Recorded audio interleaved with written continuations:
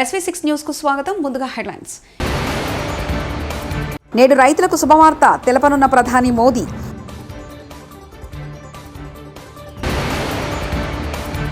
పదిహేనున ఉమ్మడి ఖమ్మం జిల్లా రైతాంగం చిరకాల వాంఛ నెరవేరబోతుంది. మంత్రి పొంగులేటి శ్రీనివాసరెడ్డి.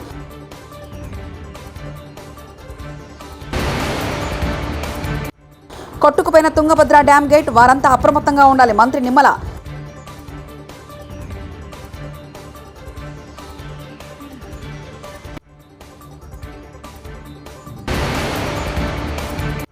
ఏపీలో 160 దేవాలయాల పునర్నిర్మాణం. మంత్రి ఆనం.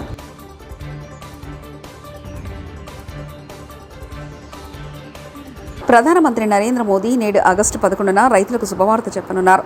ఢిల్లీలోని ఇండియన్ అగ్రికల్చర్ రీసెర్చ్ ఇన్స్టిట్యూట్లో అధిక దిగుబడినిచ్చే 109 రకాల పంటల వంగడాలను ప్రధాని మోదీ విడుదల చేయనున్నారు. 109 రకాల వంగడాలలో 61 పంటల్లో 34 క్షేత్ర పంటలు, 27 ఉద్యాన పంటలు ఉన్నాయని పీఎంఓ శనివారం విడుదల చేసిన ప్రకటనలో తెలిపింది. పొలాల్లో పండే పంటలలో మినుము, నూనె గింజలు, చిక్కుడు, చెరుకు, పత్తితో సహా ఇతర పంటలు ఉన్నాయని చెప్పింది. ఉద్యాన పంటలలో వివిధ రకాల పండ్లు, కూరగాయలు, సుగంధ ద్రవ్యాలు, పువ్వులు, ఔషధ పంటలను కూడా విడుదల చేయనున్నట్లు వెల్లడించింది. ఈ సందర్భంగా రైతులు, శాస్త్రవేత్తలతో కూడా ప్రధాని మోదీ మాట్లాడనున్నారు. ఖమ్మం జిల్లాలోని వైరాలో మంత్రులు ఉత్తమ్ కుమార్ రెడ్డి, పొంగులేటి శ్రీనివాసరెడ్డి పర్యటించారు. ఈ సందర్భంగా మీడియాతో మాట్లాడారు. మంత్రి పొంగులేటి శ్రీనివాసరెడ్డి మాట్లాడుతూ ఉమ్మడి ఖమ్మం జిల్లా రైతాంగం చిరకాల వాంఛ ఈ నెల 15న నెరవేరుతుందన్నారు. గోదావరి నీటిని కృష్ణా పరిహార ప్రాంతానికి తీసుకొచ్చే సీతారామ ప్రాజెక్టును ముఖ్యమంత్రి రేవంత్ రెడ్డి ప్రారంభించబోతున్నారని ప్రకటించారు. విజయవాడలోని అంబేద్కర్ సామాజిక న్యాయ మహాశిల్పంపై జరిగిన దాడి రాజ్యాంగ నిర్మాతకు అవమానంగా అభివర్ణిస్తూ పి గన్నవరంలో ఇన్ఛార్జ్ జిల్లా పరిషత్ చైర్మన్ విప్పర్తి వేణుగోపాలరావు గారు, దళిత సంఘాలు, వైఎస్ఆర్సీపీ నాయకులు కొవ్వొత్తుల ర్యాలీ నిర్వహించడం జరిగింది. ఆంధ్రప్రదేశ్ దేవాదాయ శాఖ మంత్రిగా సచివాలయంలో ఆనం రామనారాయణ రెడ్డి బాధ్యతలు స్వీకరించారు. బ్లాక్ 2లోని తన ఛాంబర్లో పూజలు చేశారు. ఈ సందర్భంగా వేద పండితులు ఆయనకు ఆశీర్వచనాలు ఇచ్చారు. ఏపీలో 160 దేవాలయాలను పునర్నిర్మించడానికి నిర్ణయించినట్లు మంత్రి ఆనం రామనారాయణ రెడ్డి పేర్కొన్నారు. సీఎం చంద్రబాబు ఆదేశంతో కృష్ణా గోదావరి సంగమం వద్ద జలహారతి తిరిగి కొనసాగించాలని నిర్ణయం తీసుకున్నట్లు చెప్పారు. ఈనాడు సుపరిపాలన వైపు ఆంధ్రప్రదేశ్ రాష్ట్ర ప్రభుత్వం ఎన్డీఏ కూటమి నాయకత్వంలో తెలుగుదేశం పార్టీ జాతీయ అధ్యక్షుడు, రాష్ట్ర ముఖ్యమంత్రిగా శ్రీ నారా చంద్రబాబు నాయుడు గారి నాయకత్వంలో ఈరోజు పరిపాలన ముందుకు సాగుతుంది.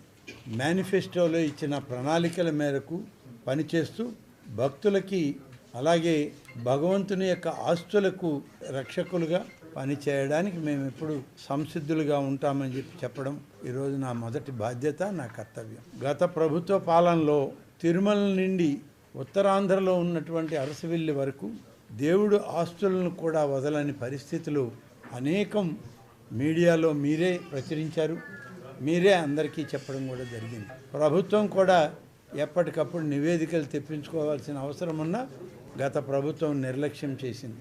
ఇప్పుడు మేము వచ్చినప్పటి నుంచి చిన్న వార్త వచ్చినా దాని మీద నివేదిక తీసుకుంటూ ఉన్నాం.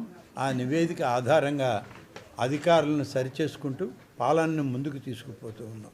ప్రజాగళం, యువగళం ద్వారా వచ్చిన అనేక వినతుల్ని కూడా స్వీకరించి మా యొక్క శాఖ ద్వారా వాటిని సరిచేసుకుంటూ ముందుకు పోయేటువంటి కార్యక్రమంలో ఇవాళ దేవాదాయ శాఖ పనిచేస్తుంది. తిరుపతి ఆలయాలనే కాకుండా విడిపోయిన ఆంధ్రప్రదేశ్లో భద్రాచలం తెలంగాణ ప్రాంతానికి వెళ్ళాక మన ప్రాంతంలో శ్రీరామనవమి ఉత్సవాలకి రాముని యొక్క ఆశీస్సులు కావాలని చెప్పి ఆనాడు ఆలోచన చేసినటువంటి ముఖ్యమంత్రిగా చంద్రబాబు నాయుడు గారు కడప జిల్లాలో ఉన్నటువంటి ఒంటిమిట్ట ప్రాంతాన్ని ఎంపిక చేసి అది తిరుమల తిరుపతి దేవస్థానం యొక్క ఆలయాల అభివృద్ధిలోనే దీన్ని కూడా చేర్చి అభివృద్ధి చేయడం జరుగుతుంది. త్వరలోనే దేవాదాయ శాఖ కూడా అటువంటి పుణ్యక్షేత్రాలన్నింటినీ ఒకసారి పరిశీలన చేసి ఎక్కడైనా ఇంకా సరిచేయవలసినవి ఏమైనా ఉన్నా వాటన్నిటినీ కూడా సరిచేస్తూ పవిత్రతకి ఎలాంటి భంగం కలగకుండా వాటిని మరింత ముందుకు తీసుకువెళ్ళే కార్యక్రమం చేయడం జరుగుతుంది. ఎంతటి వారినైనా వదిలిపెట్టడం జరగదు అనే దానికి మీకు తార్కాణం ఈవోలు, చిన్న చిన్న అధికారులే కాదు, ఇటీవల నిరంతరం మీడియాలోనే వచ్చినటువంటి పేర్లు, ప్రతిపక్షంలో ఉన్నటువంటి కొందరు పార్లమెంటు సభ్యులు, కొందరు ప్రతిపక్ష పార్టీ నాయకులు మా దేవాదాయ శాఖలోని ఒక అధికారిని కలిసి చేసినటువంటి అనేక విషయాలు ఇది బాహాటంగా బహిర్గతం అవ్వడం, వాటన్నిటి మీద ఎంక్వైరీ క్షుణ్ణంగా ఇవాళ విజిలెన్స్ ఎంక్వైరీ జరుగుతూ ఉంది.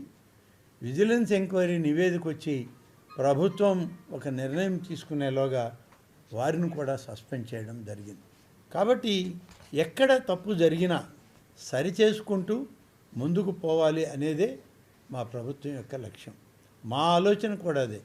అధికారులందరినీ చిన్నదానికి పెద్దదానికి సస్పెండ్ చేస్తారా, వాళ్ళ మీద యాక్షన్ తీసుకుంటారా అంటే మరి కాలానుగుణంగా వచ్చినటువంటి చట్టాల పరంగా 160 దేవాలయాలని పునర్నిర్మాణం చేయడానికి ఇప్పుడు నిర్ణయం తీసుకున్నాం. కృష్ణా గోదావరి 2 నదీల మనం దగ్గర జరిగేటువంటి జలహారతులు నిత్యం జరిగేవి, వాటిని కొనసాగించాలి. అదే పవిత్రతతో మరి అనేక వేల మంది ఆ ప్రాంతాలకు వచ్చేటువంటి యాత్రికులకు అలాగే పర్యాటకులకు ఒక ఉత్సాహభరితమైన ఆధ్యాత్మికపరమైన ఈ యొక్క జ్యోతుల్ని వెలిగించండి అని చెప్పి ముఖ్యమంత్రి గారు ఆదేశాలు ఇచ్చారు. దానికే ఏర్పాట్లు చేస్తున్నాం. కర్ణాటకలో తుంగభద్ర డ్యామ్ గేట్ కొట్టుకుపోవడంతో ఏపీ సీఎం చంద్రబాబు సమీక్షించినట్లు రాష్ట్ర జలవనరుల శాఖ మంత్రి నిమ్మల రామానాయుడు తెలిపారు. సీఎం ఆదేశాలతో ఘటనా స్థలానికి ఇంజనీర్ల బృందం సెంట్రల్ డిజైన్ కమిషనర్ వెళ్లారని మంత్రి చెప్పారు. లోతట్టు ప్రాంత ప్రజలను అప్రమత్తం చేయాలని కలెక్టర్ను ఆదేశించామన్నారు. కౌతాలం, కొజ్గి, మంత్రాలయం, నందవరం ప్రాంతాల ప్రజలు అప్రమత్తంగా ఉండాలని కోరారు. శ్రీశైలం సాగర్, పులిచిత్తల ప్రాజెక్టుల అధికారులకు ఈ మేరకు ఆదేశాలు జారీ చేశారు.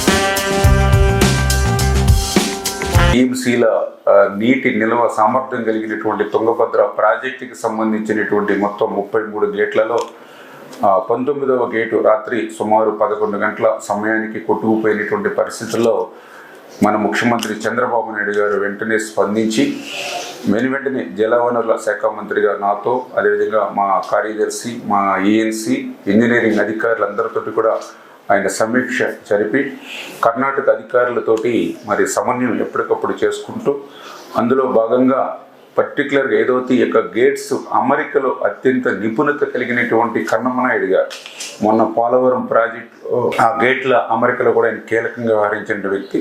ఆ కన్నమనాయుడు గారి యొక్క సారథ్యంలో ఏదైతే మన రాష్ట్రానికి సంబంధించినటువంటి యొక్క సెంట్రల్ డిజైనింగ్ ఆర్గనైజేషన్ ఏదైతే ఉందో ఆ సిఈ, ఎస్సీ, ఈఈలు వీరందరూ కూడా ఒక బృందంగా ఏర్పడి వెంటనే ఆ కొట్టుకుపోయినటువంటి గేట్కి పునర్నిర్మాణం చేయాలని చంద్రబాబు నాయుడు గారు ఇచ్చిన ఆదేశాలని ఇమ్మీడియట్లీ అమలు చేసుకుంటూ వస్తూ ఉన్నాం. ఏదైతే ఈ యొక్క తుంగభద్ర ప్రాజెక్టు పురాతన ప్రాజెక్టు కావడం వల్ల ఈ యొక్క గేట్కి ఇటువంటి సమస్య వచ్చినప్పుడు ఏదైతే స్టాప్ లాక్ గేట్స్ దీనికి ఆల్టర్నేటివ్ లేకపోవడం వల్ల ఈరోజు 30,000 క్యూసెక్కుల నీరు వరకు కూడా ఆ యొక్క కొట్టుకుపోయిన గేట్ నుంచి కిందకి పోతున్నటువంటి పరిస్థితి. అయితే ఒక్క గేట్ నుంచి ఇంత నీరు పోతే మిగిలిన గేట్స్ కూడా ప్రెషర్ ఏర్పడుతుందనే ఉద్దేశంతో, అదేవిధంగా మళ్ళీ కొట్టుకుపోయినటువంటి గేటు స్థానంలో మరొక గేటుని ఏర్పాటు చేయాలి కాబట్టి నీటిని కూడా తగ్గించాలనే ఉద్దేశంతో 90,000 క్యూసెక్కుల నీరు వరకు కూడా క్రిందకి వదులుతున్నామని చెప్పేసి సంబంధిత ప్రాజెక్టు అధికారులు కూడా చెప్పడం జరుగుతూ ఉంది. ఏదైతే ఈ యొక్క కొట్టుకుపోయినటువంటి గేట్ సైజు చూస్తే 60 అడుగులు ఇంటూ 20 అడుగులు.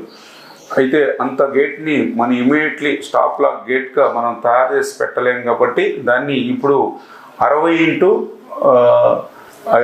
4 అడుగులు అంటే 5 గేట్లుగా చేసి ఆ స్టాప్ లాక్ గేట్స్గా దాన్ని ఆల్టర్నేటివ్గా అరేంజ్ చేసి కంట్రోల్ చేస్తామని చెప్పేసి అధికారులు చెప్పడం జరిగింది.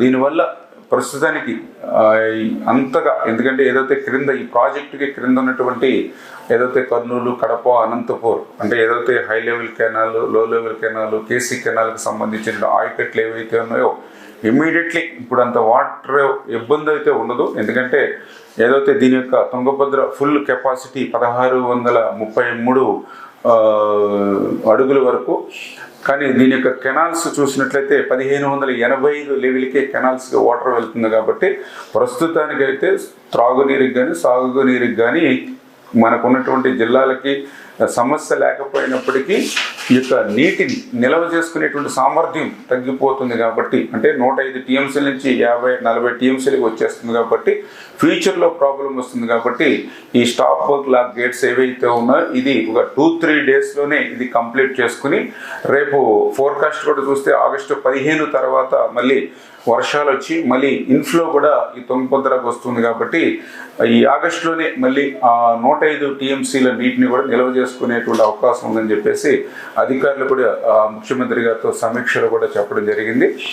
ఖచ్చితంగా ఇవన్నీ కూడా ఒక టీం వర్క్గా యుద్ధ ప్రాతిపదికన ఎప్పటికప్పుడు రివ్యూ చేసుకుంటూ క్లోజ్ మానిటరింగ్ చేసుకుంటూ వెళ్తామని చెప్పి తెలియజేసుకుంటూ, ఎందుకైనా ముందు జాగ్రత్త చర్యగా అక్కడ కర్నూలు కలెక్టర్ గారితో, అదేవిధంగా ఆ యొక్క ప్రాజెక్టు కింద ఉన్నటువంటి ఏదైతే కౌతాలం, కోసింగి, మంత్రాలయం, నందవరం ఏదైతే మండలాలు ఉన్నాయో వారి ప్రజలందరినీ కూడా కొంత అప్రమత్తంగా ఉండడం, అదేవిధంగా ఏదైతే ఈ క్రింద శ్రీశైలం, నాగార్జున సాగర్, పులిచింతల అంటే ప్రస్తుతానికి ఏ ఇబ్బంది లేకపోయినప్పటికీ కూడా అప్రమత్తంగా ఉండమని అక్కడ ఉండేటువంటి ప్రజలు కానీ ఇక్కడ ఉండేటువంటి డ్యాములకు సంబంధించిన అధికారులను కూడా హెచ్చరించడం జరిగింది. ఓవైపు జర్నలిస్టుల ఆకలి చావులు, మరోవైపు అదే జర్నలిస్టులకు ఆర్టీసీ బస్సులో అవమానాలు. బస్సులపై ఆర్టీసీ డ్రైవర్, కండక్టర్ అహంకారానికి పరాకాష్ట. హనుమకొండలో ఒక జర్నలిస్ట్ సోదరుడు యోగి చనిపోతే అంత్యక్రియల కోసం జనగామకు వెళ్తున్న జర్నలిస్టులను దిగిపోమంటూ వార్నింగ్ ఇచ్చిన కండక్టర్. ఒక బస్సులో 4 జర్నలిస్టుల మిత్రులు ఎక్కగా ఇంకా ఎంతమంది వస్తారంటూ గొడవ పెట్టుకున్న ఆర్టీసీ డ్రైవర్, కండక్టర్. డ్యూటీలో లేకుంటే నీ సంగతి చూసేవాడనంటూ ఎవరికి చెప్పుకుంటావో చెప్పుకో అంటూ జర్నలిస్టులను బెదిరించిన కండక్టర్. అరే వీడి పాస్ గుంజుకొని డిపోలో అప్పచెప్పు, అక్కడ మాట్లాడుకుందామంటూ బెదిరింపులు. జర్నలిస్ట్పై దురుసుగా ప్రవర్తించిన జనగామ డిపో ఆర్టీసీ డ్రైవర్, కండక్టర్పై చర్యలు తీసుకోవాలని జర్నలిస్ట్ సంఘాలు డిమాండ్ చేస్తున్నాయి.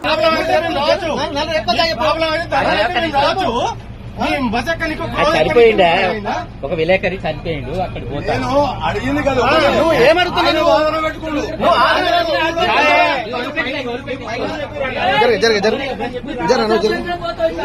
చెప్పన్నా చెప్పు, నువ్వు నలుగురు ఎక్కువ చెప్పు. నువ్వు ఆర్గ్యుమెంట్ పాస్ ఎందుకు గుంజుకుంటావు? నువ్వు పాస్ ఎందుకు గుంజుకుంటావు చెప్పు. నువ్వు పాస్ ఎందుకు గుంజుకుంటావు? ఎవరికి ఇవ్వన్నావు పాసు? ఎవరి దగ్గర పెడతావు పాస్? ఎవరికి ఇవ్వన్నావు పాస్? గుంజుకొని ఎవరి దగ్గర పెడతావు? నువ్వు ఎక్కువ నలుగురు కంటే ఎక్కువ నలుగురు ఎక్కువ జర్నలిస్టులు. నువ్వు ఫస్ట్ చెప్పు, జర్నలిస్టులు ఎక్కువ చెప్పు. మీరు చెప్పండి, ఎక్కువ నలుగురు ఎక్కువ చెప్పు. చెప్పండి.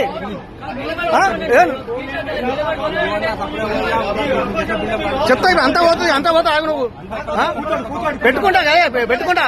మీరు నిన్న మీ కండక్టర్ గురించి ఏమో మేము మాట్లాడాలి, మీ కండక్టర్ గురించి ఏమో మాట్లాడాల్సి వస్తుంది.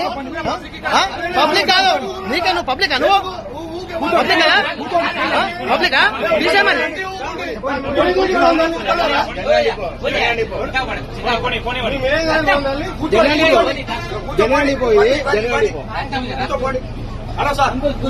మీ జనగం డిపోలో వస్తారు.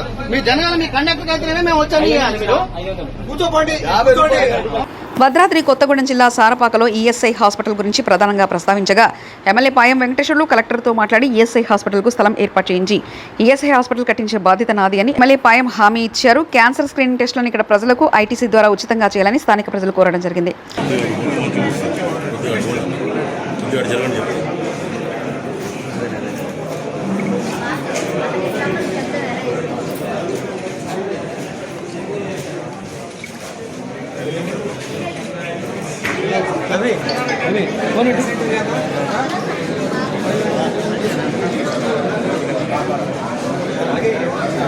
ఓకే చేయవా? ఓకే చేసినావా?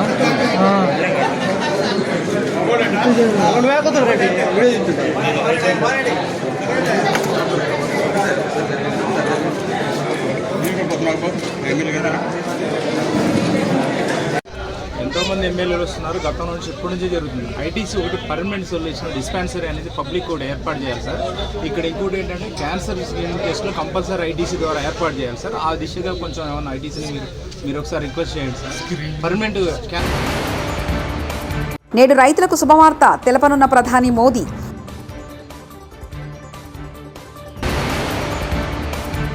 పదిహేనున ఉమ్మడి ఖమ్మం జిల్లా రైతాంగం చిరకాల వాంఛ నెరవేరబోతుంది. మంత్రి పొంగులేటి శ్రీనివాసరెడ్డి.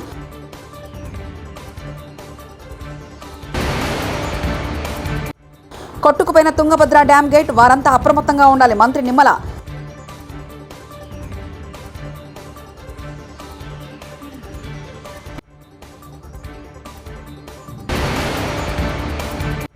ఏపీలో 160 దేవాలయాల పునర్నిర్మాణం. మంత్రి ఆనం.